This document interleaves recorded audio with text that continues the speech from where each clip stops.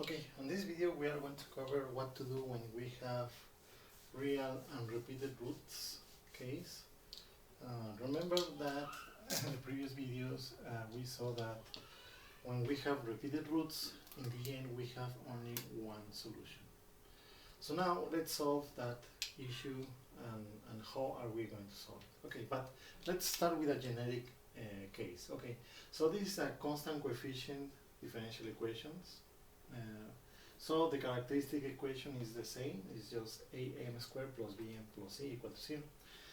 And the calculation using the chicharronera is this formula, minus b plus minus the square root of b squared minus 4ac over 2a. Now, to have repeated roots, this must be true. To have repeated roots, then this must be equal to 0. Okay? So what will happen if that is 0? So it's going to be minus b plus minus 0 over 2a. So what happens here is that minus b plus 0 over 2a is the same as minus b minus 0 over 2a. So the first root is minus b over 2a for the positive case, and for the negative case is minus b over 2a. So you have repeated roots.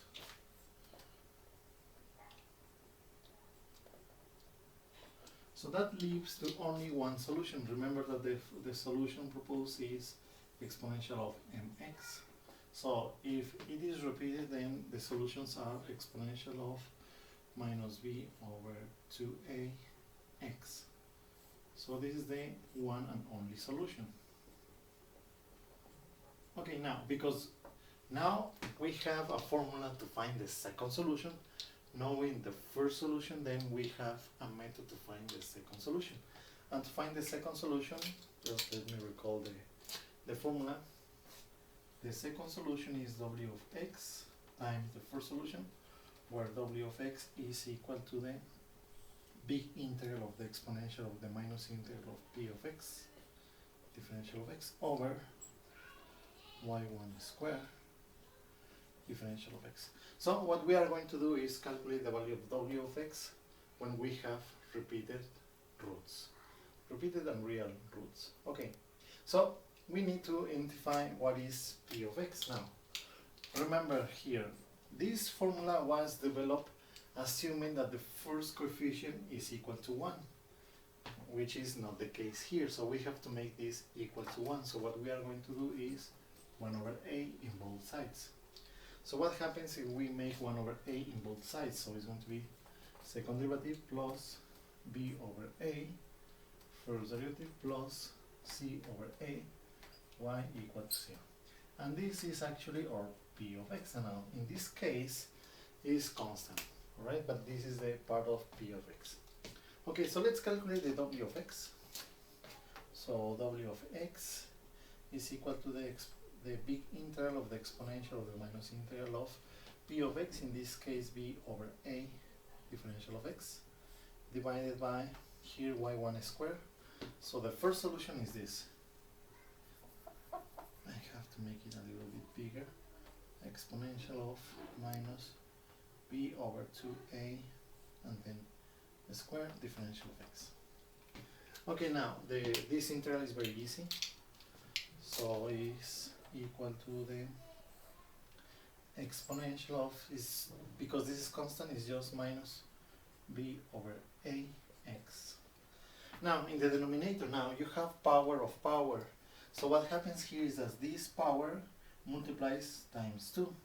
So it's this times this. As you can see, the number 2 cancels. So this is just, sorry, I forgot an x.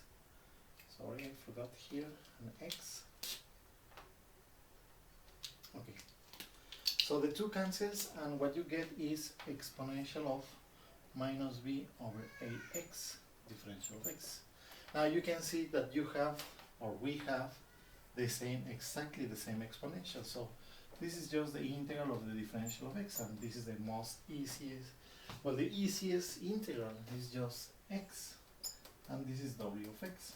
So that means that when you have constant coefficient differential equations and you have repeated roots, this is your first solution, and your second solution is going to be w of x, which is just a plain x, times your first solution, exponential of minus b over 2ax. So that means that now that we have the two solutions, the first one and the second one, this is linear independent on this.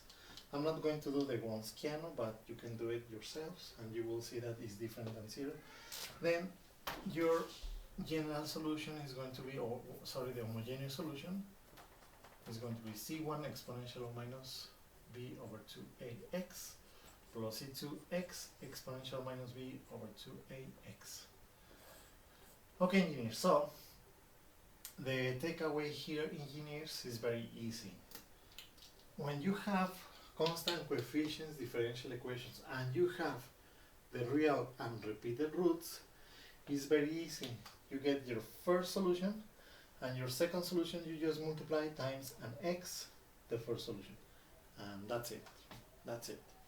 Okay, if I recall the problem that we couldn't finish, I'm going to do it right here. I think it was second derivative plus 2 first derivative plus y equals 0. And I do remember that the first root was minus 1 and the second root was minus 1. So the first solution was exponential minus x. And now the second solution with this fix is just multiply an x times the first solution. So it's going to be x exponential minus x, and then you get your solutions. I think it was minus here, if I remember correctly. Then this is positive, positive, and this is positive, positive, but it's the same. So now we have the second solution.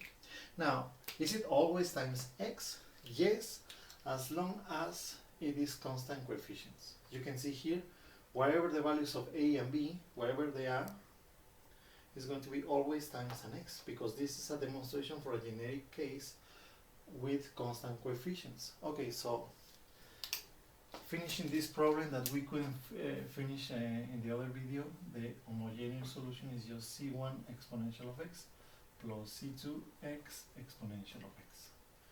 Alright, so with that we fixed the problem of the real and repeated roots. Now, you may say, oh, it's just a simple x. Well, it is a simple x, but we didn't know, and now we know it's just a multiplication of x. Okay, now, so we have covered so far two cases. Real and different roots is very easy. It's just because the m's are different, then we have the two solutions. Now we have the fix for repeated roots. Now, there is a third case, and the third case is what happens when you have this negative, because this will be negative, then it's going to be the square root of a negative number, which is an imaginary number, which is a complex number. What should we do in those cases? Well, that is on the next video.